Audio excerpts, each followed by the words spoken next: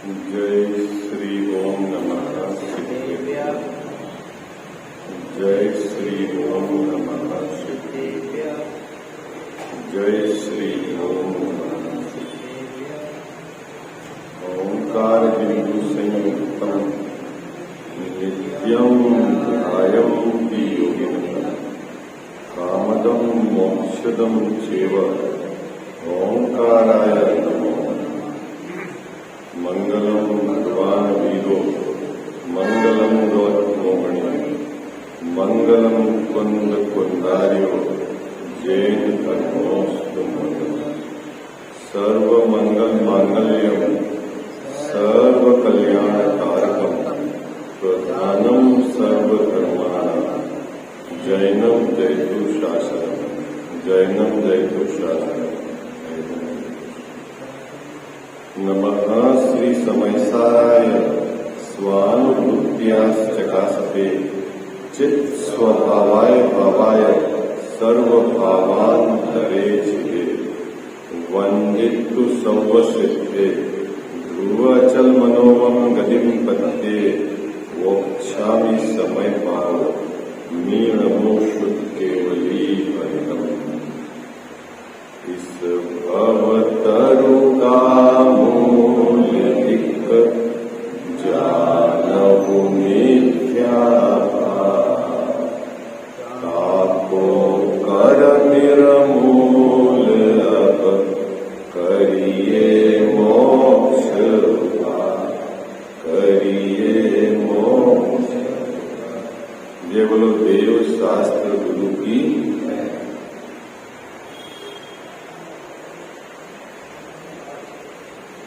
सातवां अधिकार मोक्ष मार्ग प्रकाशक ग्रंथ विराजमान है। निश्चयाभासी की स्वच्छंद प्रवृत्ति का निषेध।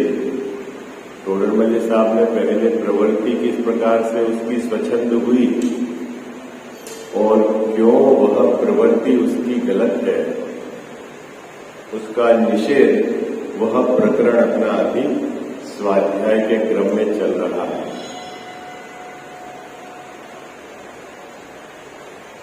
जो वर्तमान में अब अपना प्रकरण चल रहा है कि निश्चयाभासी ने व्रत को बंधन में पड़ना यह माना है। क्या माना है? व्रत है ना, व्रतादि का ग्रहण करना वो कैसा माना है? जैसा उसने कि तो बंधन में पड़ गया है। तो अब अपने को समझना है व्रतादि किसको कहते हैं, वो क्यों बंधन मान रहा है ना। कल जो अपनी बात हुई थी, क्या बात हुई थी? कल तप के संबंध में चर्चा हुई थी। क्या चर्चा हुई थी तप के संबंध में? कि ज्ञान के बिना तप कार्यकारी नहीं। ठीक है ना? ये बात लिखी ना अपने, क्या तत्व ज्ञान के बिना तप। अभी तप में भी दो प्रकार का विभाजन है। एक है बहिरंग तप और एक है अंतरंग तप, है ना। हम सभी लोगों का जो केंद्र बिंदु है वो बहिरंग तप की तरफ है। ठीक है, बहिरंग तप को ही हमने तप माना है। अंतरंग तप में भले स्वाध्याय है, युत्सर्ग है, ध्यान है, उसकी तो कोई बात ही नहीं करता। तप मतलब क्या मानते हैं? बहिरंग तप। तो आचार्य भगवंत ने ये बिल्कुल इस जीव को समझाने के लिए कि अंतरंग तप के बिना किया गया बहिरंग तप निरर्थक है। क्या कहा? आचार्य महाराज ने जगह जगह निर्देश दिया। क्या निर्देश दिया है?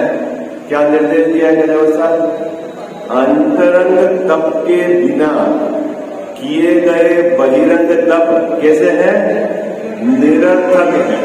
ठीक है, तो आपको ये बात समझना पड़ेगी कि मुख्य कौन है ना। मुख्य समझना पड़ेगी। देखो, सबसे पहले नंबर का तप है अनशन और सबसे अंतिम तप है ध्यान। 12 बंटवारा हो गया ना। क्या सबसे पहला तप क्या है? अनशन, अनशन में क्या होता है बाबू जी? अनशन में क्या होता है? भोजन जल सबका आपका त्याग होता है ना? अगर आपने व्यवस्थित करा तो मान लो अष्टमी का आपको अनशन है, तो सप्तमी सुबह का भोजन करने के बाद आपने त्याग ले लिया, अष्टमी भोजन नहीं किया और नवमी में आप फिर सुबह के भोजन करोगे, तो इतने समय तक आपका आहार और जल का त्याग रहता है। अब कितने अनशन किए जाए कि मोक्ष हो जाए?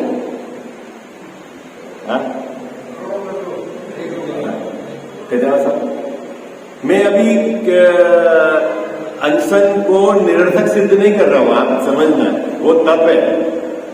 हाँ, मैं अभी अनशन और ध्यान में दो तपों में कितना अंतर है वो सिद्ध कर रहा हूं। क्या सिद्ध कर रहा हूं? मैं अभी क्या कर रहा हूं यहां सिद्ध? अनशन निरर्थक है। अनशन तो क्या, सभी प्रकार के बहिरंग तप ज्ञान के बिना निरर्थक है। ये तो अपन कल इसकी चर्चा कर चुके हैं। क्या जैसा? ज्ञान के बिना तप सभी निरर्थक है। दूसरा बिंदु क्या है?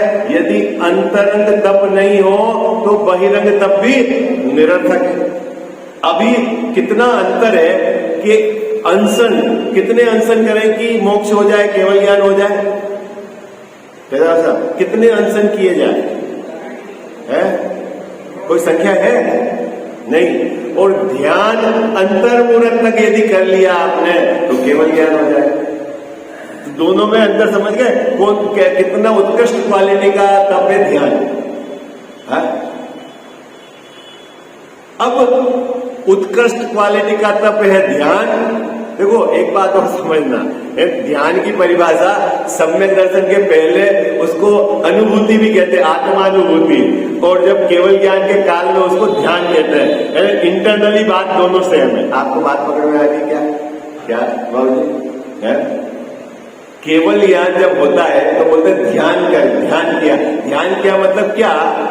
एक अंतर्मुहूर्त तक अपने उपयोग को स्वभाव में टिका रखा है, वो कहलाया ध्यान।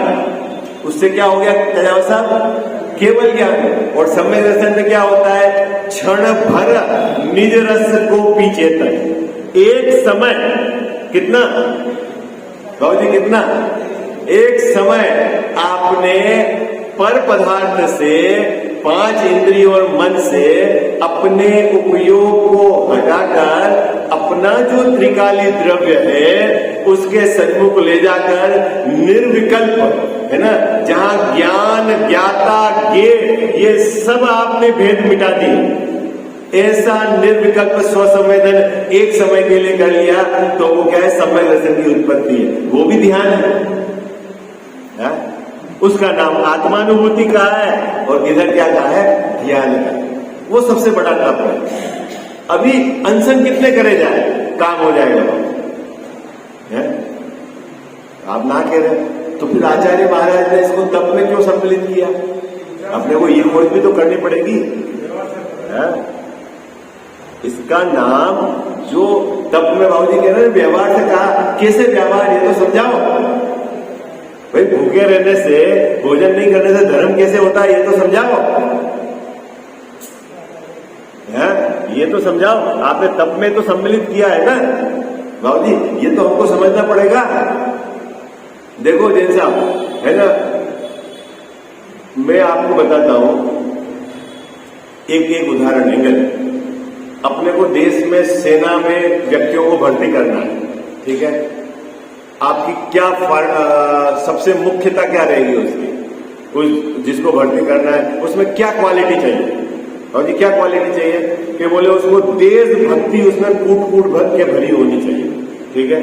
आपने पहली क्वालिटी क्या नक्की करी?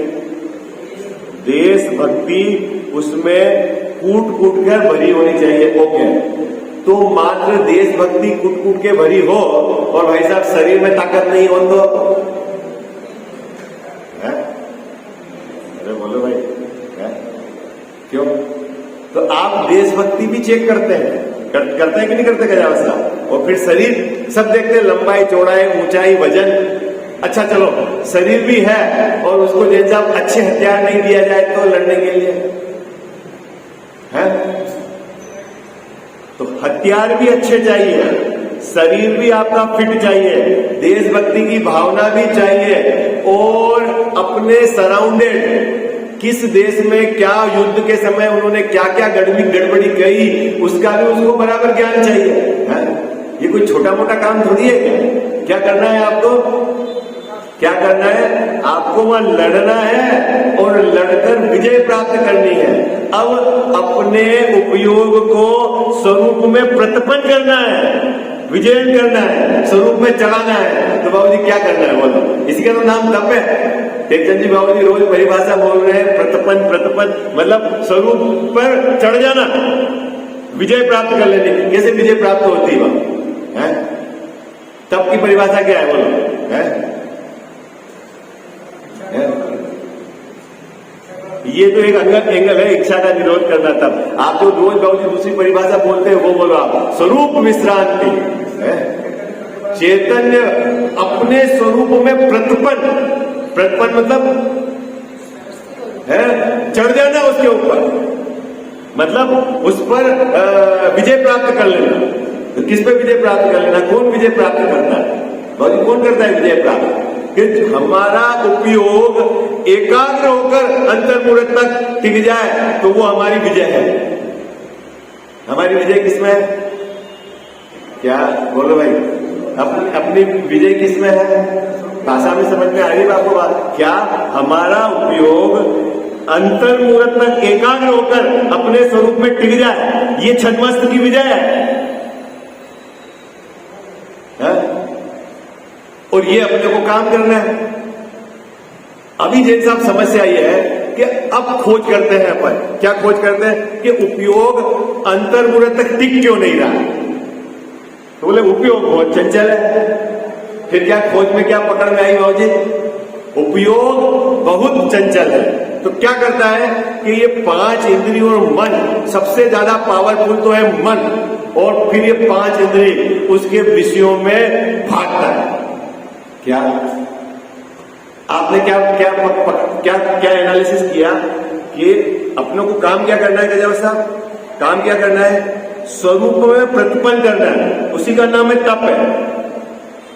उपयोग को अपने स्वभाव में टिका कर रखना है, इसी का नाम है तप है। लेकिन टिक नहीं पाता तो आपने क्या एनालिसिस किया कि ये उपयोग बार बार 5 इंद्रियों और मन के विषयों में भागता है।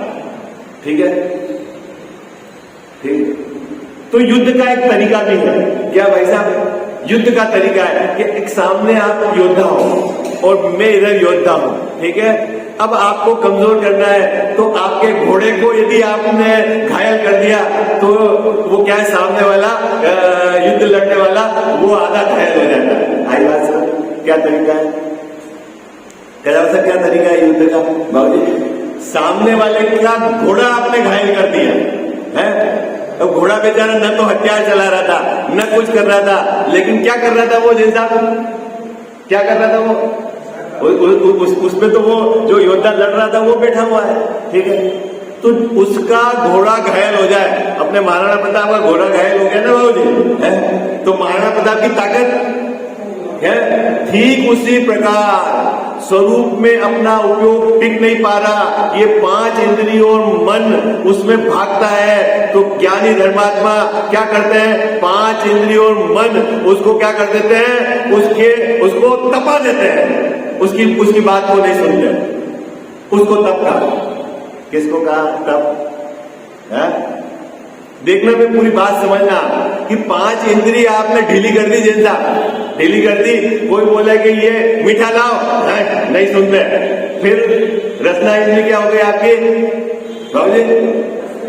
ढीली हो गई। अभी बोले स्पर्शन इंद्री ठंडा करो, बोले नहीं। एसी चलाओ, नहीं। तो आपने अगर एसी चला दिया तो इंद्री बलवान हो गई, फिर वो नहीं डिमांड करेगी। बात पकड़ में आई आपको? क्या इंद्री बलवान हो गई, वो नहीं डिमांड करेगी। उसकी तरफ से डिमांड आई और आपने उसको ढीला कर दिया। ढीला कर दिया तो जो आपकी मन की ताकत है ना वो आधी हो गई। अब जैसा उसको ढीला कैसे करना कि नियम पूर्वक ढीला कर देना, नहीं, पंखा नहीं चलेगा, है बाबू। तो अब आपने नियम ले लिए तो वो हल्ला नहीं करेगी पीछे से, पंखा चलाओ, एसी चलाओ, वो हल्ला नहीं करेगी। अब वो हल्ला नहीं करेगी तो अब आपका उपयोग उधर की तरफ कम भागेगा तो आपके उपयोग में ताकत आ जाएगी कि अपने स्वरूप में टिकने की। इसीलिए संयम को सुसंस्कारित करने के लिए तप ज्ञानी धर्मात्मा करते हैं। बात पकड़ में आई? तप की एक और परिभाषा आपको पढ़ने में आएगी। क्या करते हैं? तप संयम को सुसंस्कारित करते हैं, इसलिए उसको बहिरंग तप कहा है। आई बात समझ में? ये एक्टिविटी होती है। अब अपने को अंदर की तो कुछ खबर नहीं, करना क्या है ये खबर नहीं, और अपन ने तो एक बात समझ ली कि भोजन नहीं करेंगे हम 24 घंटे तो क्या होगा बाबूजी? कब होगा? और क्या दिमाग लगाता है ये कि अगर कल अष्टमी है तो मैं गरिष्ठ भोजन करूं ताकि मेरे पूरे दिन भूख नहीं लगे। है? क्या करा उसने? बोलो क्या करा बाबूजी? एक आसन करता है ना, एक आसन, तो एक आसन पे बैठकर दुनासन करता है कि एक आसन करता है? क्या करता है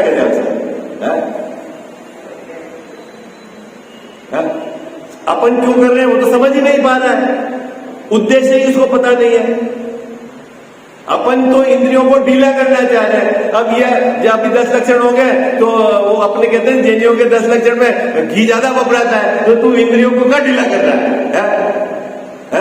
नहीं साहब हम तो अष्टपहरी घी खा रहे हैं। अरे मूर्ख, अब अभी अष्टपहरी और वो तो जाने दे, अभी मुद्दा समझ क्या है?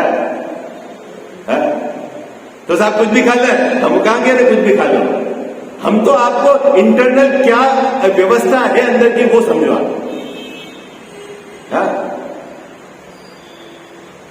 तो उसी में लगा हुआ है अष्टपहरी, पहले घी बनाने वाले को ढूंढो, वो करो, नहीं करो तो वो ये करो, और उपयोग, अरे भैया उपयोग को हटाना है बाहर से। आई बात समझ में? तप का अर्थ समझ गए क्या साहब? तप मतलब तृप्ति, तप मतलब प्रसन्नता, आनंद, तप मतलब संयम की शोभा। आई बात समझ में?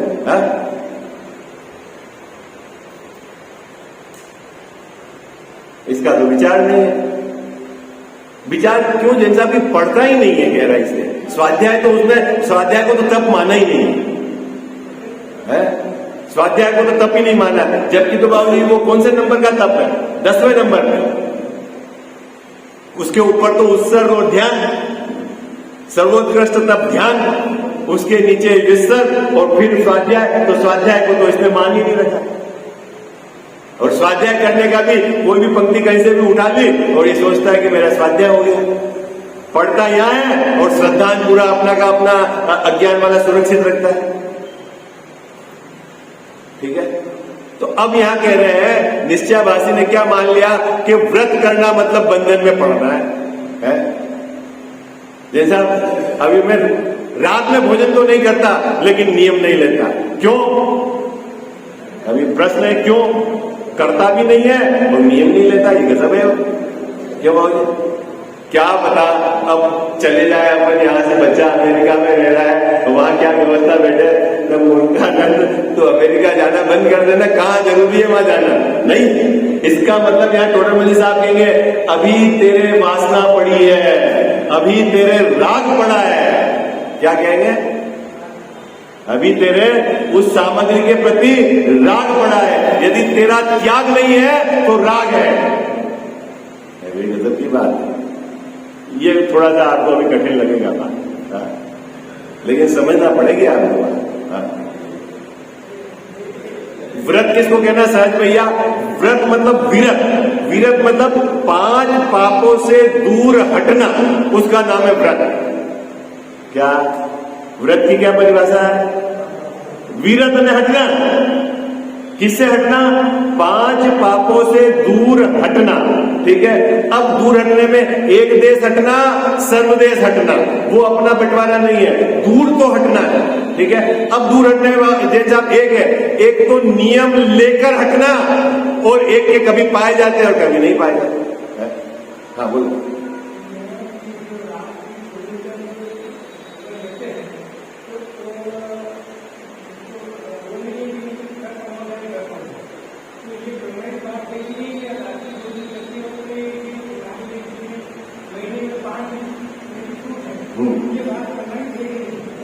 देखो दो बातें जिन साहब ने कही, बहुत मार्मिक बात है, समझना है ना। आजकल इस तरह का प्रचलन चल रहा है और मुख्य रूप से श्वेतांबर संप्रदाय में कि वो कुछ दिन छूट रख लेते हैं, कुछ दिन छूट रख लेते हैं, मतलब भाई एक महीने में 5 दिन की हमारी छूट है रात्रि भोजन। क्यों बाबू जी, ज्यादा से ज्यादा सामने आएंगे तो 5 ही आएंगे। देखो आगम के अंदर तो इस तरह का कोई ये नहीं दे रखा है कि आपको हिंसा तो हिंसा है, ठीक है। लेकिन एक अपन दृष्टि से विचार करें, सपोज एक दृष्टि से देखो, उसको आप 100% प्रमाण मत पकड़ना कि कम से कम 25 दिन के लिए तो उसने नियम लिए, एक एंगल है ना। लेकिन 5 दिन खा रहा है, इसका मतलब उसके राग चालू है। दोनों बातें है ना आपको, 5 दिन का राग चालू है, ठीक है ना। अब 25 दिन का उसने त्याग किया है। लेकिन एक बात समझना, आप मैं त्याग की दृष्टिकोण से नहीं कह रहा हूं, मेरा मुद्दा यह है कि रात्रि भोजन आप त्याग क्यों कर रहे हो, पहले ये बताओ मेरे कि हमारे जिनेंद्र भगवान ने कहा इसलिए कर रहे हो कि आपको कोई विजन है इसके पीछे, मुझे ये बताओ पहले तो। क्यों रात्रि भोजन आप क्या कर रहे हो, क्यों पानी छान के पी रहे हो आप, ये बताओ। भाई रात्रि भोजन में त्रस्त जीवों की हिंसा होती है, ठीक है। अब आपने 5 दिन की छूट क्यों रख रखी है, क्या उसमें हिंसा नहीं होगी? तो अब क्यों छूट रखी है कि कभी हम फंस जाए, तो आपने ये रख रखी है। तो यहां कह रहे हैं कि आपके वो 5 दिन कौन से आपने अभी चॉइस नहीं करी, 5 दिन को ऐसी चॉइस नहीं कर दी कि पहले के 5 दिन वो तो जिस दिन फंस जाऊंगा उस दिन खा लूंगा। हाँ तो फिर आपका कहाँ, या तो आप चॉइस कर लो 1 से 25 तक के बिल्कुल लो, फिर उसमें फंसूंगा तो भी नहीं खाऊंगा। हाँ वो अब सब आगे आएगा, प्रकरण में उसमें चर्चा करूंगा। अभी देखो छूट का मतलब आपने 5 दिन छूट रखी है, तो लोग करो ना उसको भी कि इन 5 दिन में खाऊंगा। वो तो आपने वो खुला छोड़ दिया कि जब फंस जाऊंगा तब खा लूंगा। अब ऐसा होता है, हमारे पार्टनर है ना, पार्टनर वो श्वेतांबर बिजनेस पार्टनर, तो उनके साथ कहीं भी जाते हैं तो सीधे ही पूछते हैं कि आपने कोई छूट नहीं रख रखी है, मैं काई की छूट है। वो तो बैठता ही नहीं भोजन का। तो देखो वो अन्य संप्रदाय उनके संप्रदाय में चलती है, ऐसा अपने संप्रदाय में नहीं है भैया। और पूरी कोशिश करना, लेकिन जिस जीव ने जीवन में त्याग ही नहीं लिया है और वो यदि कुछ लेता है तो उसको प्रेरणा के लिए उस पार्ट को भी सपोर्टिंग किया है। ऐसा नहीं करो कोई बात नहीं तेरे बीच देंगे, है ना। इतनी बात है, उसको बहुत ज्यादा आप गहराई से सिद्धांतिक दृष्टि से उसको मत तोड़ना। भाई नहीं आया, अब जो बच्चा कभी मंदिर ही नहीं आ रहा है तो सप्ताह में 1 दिन आ रहा है तो एप्रिशिएट, गुड। भाई रविवार तो आ, अष्टमी 14 को तो आ, एप्रिशिएट है उसमें तो क्या। अब आ ही नहीं रहा है तो उसको उतना एंगल तक एप्रिशिएट करना है। बाकी आप अरे वो साहब 1 दिन आ रहा है उसकी तो आप तारीफ कर रहे हो, ठीक है, वो एक अलग पार्ट हो गया। यहाँ क्या कह रहे हैं सुनो आप, क्या व्रताधिक को बंधन मानता है। व्रत किसको कहना है सहज भैया, 5 पापों से दूर हटना। अब नियम पूर्वक हटना वो तो आपने व्रत ले ली, है ना। अभी समझो आप कि आपके एक तो है रात्रि भोजन का त्याग और एक रात में भोजन नहीं करना। 2 बातें हो गई। क्या बातें हो गई? रात्रि भोजन का त्याग और रात में भोजन नहीं किया। आप घर आ गए टाइम से, आपने 5 बजे खाना खा लिया, रात में नहीं खाया, और एक के नियम है कि मैं नहीं खाऊं। दोनों में अंतर है कि नहीं? मुद्दा आपने वो खोज करनी है यहाँ इस प्रकरण में। क्यों कि जो रात में नियम नहीं ले रहा है वो क्या मानता है जैसा कि मैं रात में भोजन तो नहीं कर रहा हूं लेकिन नियम से क्या होता है, हिंसा तो नहीं हो रही मेरे, आई बात समझ? क्या दो जीव है, अपने परिवार में दो बेटे हैं, एक ने रात्रि भोजन का नियम ले लिया है और एक ने रात्रि भोजन का नियम नहीं लिया है, और घर में खाना 5:30 बजे तैयार हो जाता है, दोनों खा लेते हैं, ठीक है, और फिर उसके बाद दोनों रात में कुछ नहीं खाते हैं। अब आप बताओ कि फिर दोनों को तो पाप एक जैसा लगना चाहिए, मतलब नहीं लगना चाहिए, ऐसा ही हुआ ना फार्मूला, क्योंकि हिंसा तो हो नहीं रही है, हाँ हिंसा तो हो नहीं रही है, तो क्या अंतर है उन दोनों में, उस बात को टोटल साहब ने यहां खुलासा किया, ठीक है ना। चलो अपन पढ़ते हैं। सो स्वच्छंद वृत्ति तो अज्ञान अवस्था में ही थी। भाई साहब स्वच्छंद वृत्ति कब थी बाबूजी? अज्ञान अवस्था में। अज्ञान अवस्था में आपको पता नहीं था क्या कि दही और दाल खाने से त्रस जीव के साथ मिलके द्विदल में त्रस जीव की उत्पत्ति हो जाती थी। तो क्या करते थे आप? रोज तो द्विदल नहीं खाते थे, लेकिन खा लेते थे, आपको कुछ पता ही नहीं था, ठीक है। अब आपको जब पता चल गया कि उसमें त्रस जीव की उत्पत्ति होती है, जैसे ही जीव के साथ दही दाल मिलते हैं तो त्रस जीव, त्रस समझ गए? त्रस किसको बोलना? हाँ, जिसका शरीर मांस भक्षण में गिना जाता है वो है त्रस। आई बात समझ में? क्या गिना जाता है बाबू से? वो है ना दो इंद्रिय जीव, उससे ऊपर वाले जीव का शरीर कलेवर है, मांस भक्षण में गिना जाता है, तो वो है त्रस। अब जब आपको पता चल गया तो क्या होगा? जब आपको पता चल गया, क्या पता चल गया बाबूजी? अभी देखना कितनी सुंदर परिभाषा है कि जब तक ज्ञान नहीं था तब तक तो प्रवृत्ति स्वच्छंद थी, ज्ञान हो गया तो क्या होगा? क्या होगा? परिणति को रोकता ही है। आई बात? और कितने तो ऐसे हैं जीव मूर्ख जिनको अपनी नकली स्टेटस का ये है, जानते तो हैं कि ये दही बड़ा है, ये द्विदल है, लेकिन हमारी शादी में यदि नहीं रखेंगे तो हमारा तो स्टेटस, तो वो तो मूर्ख से भी मूर्ख है। आई बात समझ?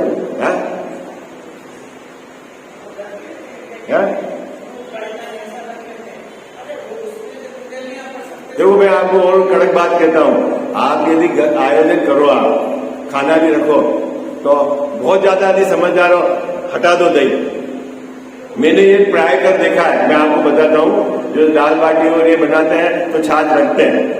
राजस्थान के अंदर मैंने प्राय कर देखा है, सब लोग क्या करते हैं, दाल बाटी की प्लेट के साथ दही का छाछ का गिलास भी साथ में थाली में रखते हैं। 2 गवाह ये खाते हैं, 1 घूंट ये पीते हैं, 2 गवाह ये खाते हैं, 1 घूंट।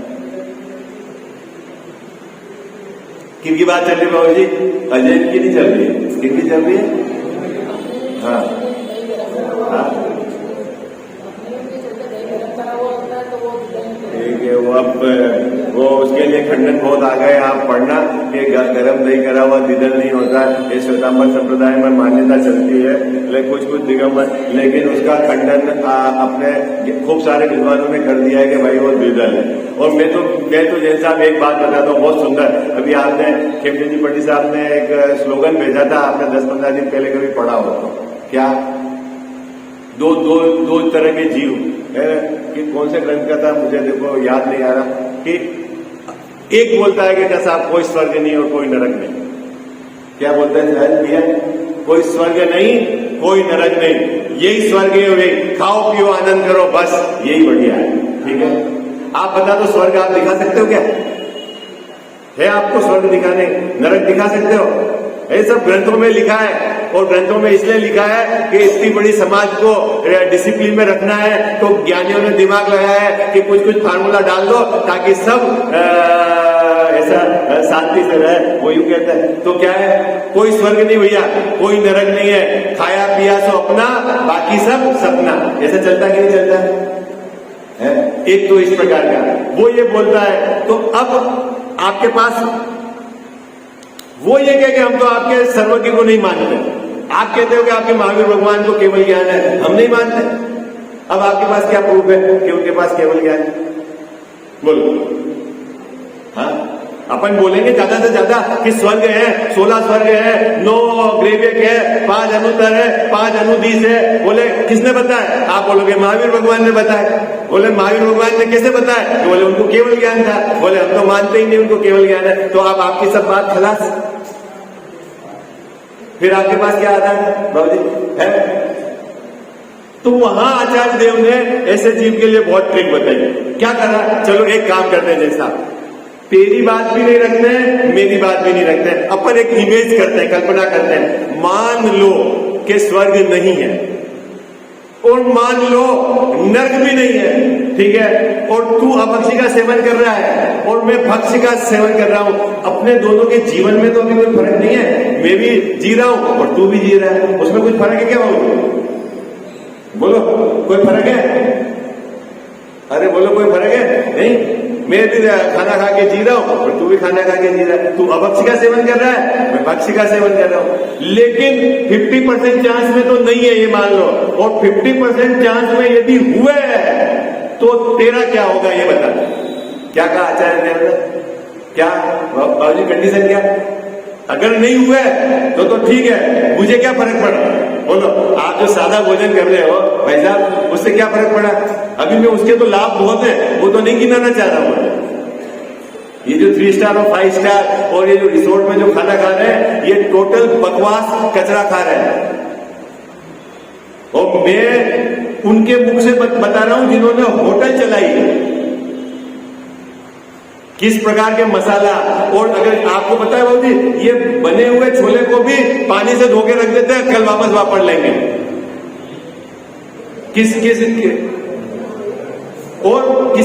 मुंह से सुनी है? जिन्होंने ओनरशिप होकर होटल चलाई है। वो मेरे एक मित्र है गणेश, होटल है 3 स्टार, 500 700 500 रुपए से नीचे का भोजन नहीं है। और वो खुद बोलता है कि मैं मेरी फैमिली के साथ कभी भी जाकर बाजार में नहीं खाता हूं। और आप धंधा क्या करते हो? कि होटल चलाने का, क्योंकि मुझे मालूम है कि अंदर क्या होता है।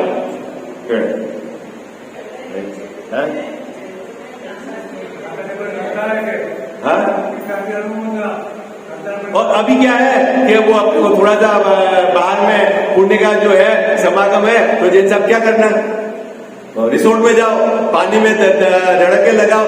यहाँ जिनवाणी सुन रहे हो तो आप यहाँ कह रहे हैं कि ज्ञानी जिनकी प्रवृत्ति चेंज होगी, उसकी स्वच्छंद प्रवृत्ति नहीं रहती है, वो अनर्गल इधर उधर नहीं दौड़ता है, वो जानता है हिंसा और अहिंसा क्या है, वो विवेक को जानता है कि किसको आनंद कहते हैं, उसको पता है किसको आनंद कहते हैं। विषयों के सेवन में आनंद नहीं है।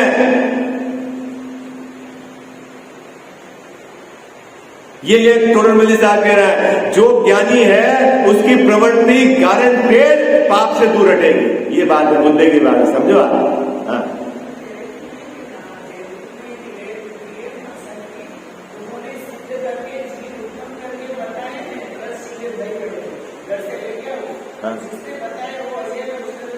हाँ, यही डीजल में वो तो अपने यहाँ तो बटेर का उदाहरण है। आपको क्या उसमें कहना कि भैया आप बेसन में दही में घोलो और थूको और वो खाने लग जाता है, जो कीटाणु खाता है उससे बढ़िया। और आपको क्या आचार्य देव उदाहरण है? उसके बावजूद भी आपका रस नहीं टूट रहा है? तो आप यहाँ टोडरमल साहब का एंगल बहुत सुंदर है। देखो क्या कहते हैं, सो स्वच्छंद वृत्ति तो अज्ञान अवस्था में थी, है राव जी, जब हमको पता नहीं था, आपको मालूम नहीं था कि इसमें हिंसा है, ठीक है, पता चल गया उसके बाद है? तो फिर तो ज्ञानी धर्मात्मा अपनी परिणति को रोकेगा।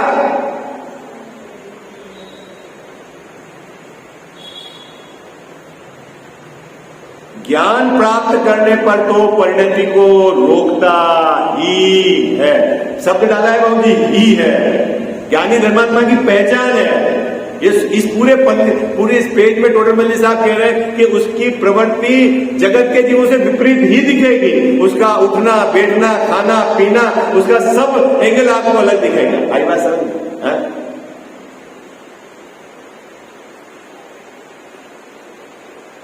अब परिणति को रोकना है उसको, तो क्या करेगा बाबू जी? उसको ये पता चल गया, क्या पता चल गया कि ये डीजल है या दही बड़े में 10 जीव की उत्पत्ति है और मुझे नहीं खाना है, अब वहां उधर उपयोग लगाना नहीं, उसके संबंध में कुछ सुनना नहीं, उसके संबंध में विचार नहीं करना, तो सभी तरह से उपयोग हटाना है, तो मेरा त्याग खत्म। कितना सही काम हो गया है? खत्म। अब साहब उससे क्या लाभ हो गया? मैं तो भोजन, अरे लाभ तेरा उपयोग कितना फ्री हो गया, कितना फ्री हो गया भाई। कोई उसके संबंध में तेरे को विशेषता बताए, इधर सुनना नहीं है, अपने को उस संबंध में विचार नहीं करना, कभी उसको खाने का भाव नहीं, ये तो खत्म काम है। इतना उपयोग फ्री हो गया। तो ज्ञानी धर्मात्मा देखना, ये जो ना, ये जो बाहर के त्याग है ना, बहिरंग त्याग जो 6 प्रकार के, उससे क्या कर देते हैं? इंद्रिया को ढीली कर देते हैं। क्या कर देते हैं बाबू जी? इंद्रियों को ढीली कर देते हैं। और वो मन है, जब इंद्रियां ढीली हो जाएगी तो वो क्या है? कमजोर हो जाएगा, और उपयोग वहां से फ्री करके वो अपने स्वरूप में ले जाते हैं। ये है तप की एक्टिविटी। आई बात समझ में? तप में ये काम होता है। क्या काम होता है तप में? अब अपने को अंदर की पूरी प्रक्रिया नहीं पता है, अपन ने बाहर से कुछ छोड़ दिया, कुछ ले दिया, कुछ कर दिया, ठीक है, जितना आपका राग घटा, अगर पुण्य बंद हो गया, लेकिन अचीवमेंट तो अपना वो है ही नहीं, अपना उद्देश्य तो है नहीं। अपना उद्देश्य तो क्या बाबू जी? स्वरूप प्रतिपन्न, स्वरूप में चढ़ जाना, स्वरूप पर विजय प्राप्त कर लेना, उस पर आरोहण कर लेना। ये है बात। देखो क्या है, तथा उस परिणति को रोकने के अर्थ बाह्य हिंसात्मक कारणों का त्यागी अवश्य होना चाहिए। क्या 50-50, 60-60 बरस हो गए, आलू में कितने जीव हैं कि उसको आचार्य देव ने इतनी डिटेल में समझा दिया। एक सुई के नोक पर कितने अंडर, आवास, पूर्वी, एक शरीर हो, उसके एक शरीर के हाथ, उसके बाद भी तेरा राग नहीं छूटता है। नहीं साहब, खाता तो नहीं हूं, नियम नहीं लिया है, अभी अब उसकी सबकी टोटल वजह से आप खींच करेंगे क्या? खाता तो नहीं हूं, नियम तो नहीं लिया है, अरे उसके बिना चलेगा नहीं, वो तो राजा है? तो दादा कहता है ना, राजा को तो खाओ, प्रजा बहुत सारी है ना आपके पास है। शतरंज में राजा को उड़ा दोगे तो क्या होगा? है? नहीं बाबू जी, रात टूटता नहीं है। क्या कह रहे हैं? देखो आगे क्या कहते हैं। फिर वह कहता है हमारे परिणाम तो शुद्ध है। लो, फिर निश्चयवादी क्या कहता है? हमारे परिणाम तो शुद्ध है, हम कोई पाप नहीं कर रहे हैं, नियम नहीं लिए तो क्या फर्क पड़ता है? क्या जैसा हमारे परिणाम तो शुद्ध है, हमने नियम नहीं लिए तो क्या फर्क पड़ता है? हम रात में कौन से खा रहे हैं? नियम नहीं लिए बस है क्या? बाबू जी बहुत हो गए भाई, नियम नहीं, सब नियम तो नहीं है, लेकिन खाते भी नहीं, तो नियम क्यों नहीं ले रहे हो? अब उसका खुलासा है टोटल मेरे साथ 2 पैराग्राफ तक आप बहुत शांति से इस विषय को समझने का प्रयास करना, बहुत मार्मिक बिंदु है। क्या हमारे परिणाम तो शुद्ध है, बाह्य त्याग नहीं किया, हमने नियम तो नहीं लिए, तो नहीं लिए, उससे क्या फर्क पड़ता है? खा तो नहीं रहे हैं। अभी टोटल मल्ले साहब इस पैराग्राफ में क्या कहेंगे कि इस जीव की जो भी बाहर की प्रवृत्ति पाई जाती है, या समझो छद्मस्त की, बहुत सुनना शांति से, छद्मस्त के परिणाम और बाहर की प्रवृत्ति में निमित्त नैमित्तिक संबंध होता है। क्या? जैसा आप यहां से फतेह सागर घूमने गए, इच्छा नहीं थी और चले गए, ऐसा नहीं। तो अभी आप अनंत भगवान नहीं हो, छद्मस्त हो, उनका विहार तो बिना इच्छा से होता है। आई बात समझ में? और आपका बिना परिणाम से तो ऐसा नहीं होगा। आई बात समझ में? ये बात इस पैराग्राफ की विषय वस्तु है। देखो पढ़ते हैं, समय हो गया 2-3 मिनट लेट स्टार्ट करा, 2-3 मिनट अपन कल इस पे बढ़ स्टार्ट करें। पूरा मैं एक बार तो क्रम से पढ़ लेता हूं, आपको भाव पकड़ में आए। यदि यह हिंसादिक कार्य कौन से है? क्या भाई साहब प्रश्न याद रखना, वो बोलता हमारे परिणाम तो शुद्ध है और उसकी बाहर की प्रवृत्ति स्वच्छंद दिखती है। तो अब टोडर मल्ली साहब कह रहे हैं कि ये जो तेरे बाहर की प्रवृत्ति में जो हिंसादिक कार्य दिखते हैं, ये तेरे परिणाम से हो रहे हैं कि बिना परिणाम से हो रहे हैं, ये बता दो। क्या बात पकड़ में आ रही है आपके? क्या बाबू जी? बहुत देर बोलते साहब हमने तो नहीं खाते हैं ये, और फिर घर में लाके अब ऐसे इच्छा तो नहीं है लेकिन खा भी लेता है। तो ये सामग्री कहां से आ गई, किसने बना दी, कैसे तू कर रहा है, ये सब काम बिना इच्छा से हो गया, ऑटोमेटिक है कैसे था। और वो थोड़ा बहुत है वो शास्त्र का अभ्यास करने वाला बोलेगा अच्छा मैं क्या करता हूं, ऑटोमेटिक ही होता है। उसको भी पकड़ेंगे अभी, आप चिंता मत करो, अगले पैराग्राफ में सब काम तो ऑटोमेटिक होते हैं, प्रारब्ध के अनुसार होता है, नहीं चलता, श्रीमद में भी चलता है, श्वेतांबर में अपने भी चलता है, प्रारब्ध के अनुसार होता है। प्रारब्ध समझा भाव जी, किसको बोला प्रारब्ध है? जो उदय में होगा वो हो गया है, मैं क्या करूं, मेरे उदय में ऐसा ही था तो यही तो सामग्री आनी थी, जैसा किचन में आ गई है, मेरे भाग्य में जो लिखा होगा वही होगा, जो भवितव्यता होनी है वही हो, ये सब प्रारब्ध वाले हैं, उनको भी अभी पकड़ेंगे, अभी घबराओ नहीं है, नहीं बाबू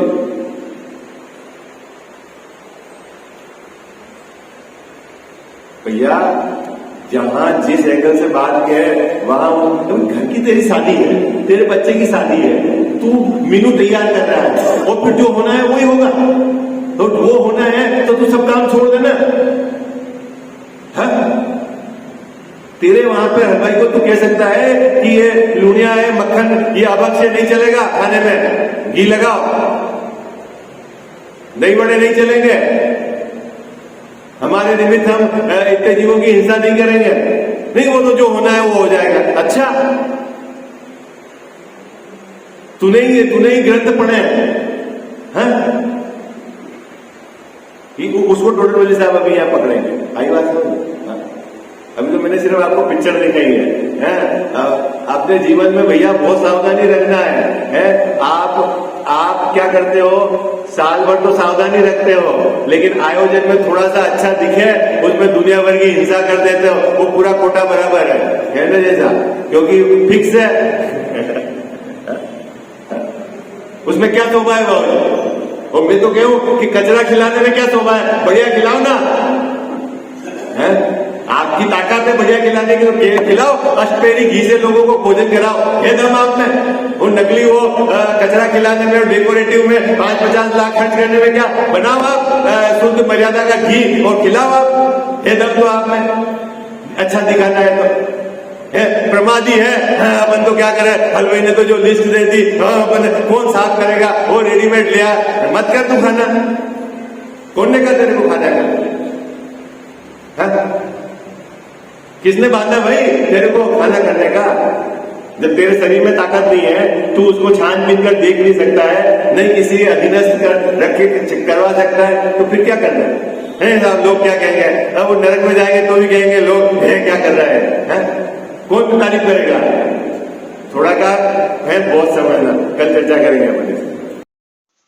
मिथ्यातम नाश वेकु ज्ञान के प्रकाश वेकु आपा पर भाषा वेकु भानु शिव खानी है छहु द्रव्य जान वेकु बंध विधि भान वेकु स्वपर पिछान वेकु परम प्रमाणी है अनुभव बताय वेकु जीव के जताय वेकु काहू न सताय वे भव्य और आने हैं जहाँ तहाँ तार वेकु पार के उतार वेकु सुख विस्तार वेकु यही जिन वाणी है। जा वाणी के ज्ञान ते सूझे लोकालोक सो वाणी मस्तक चढ़ो सदा देत हूँ धोख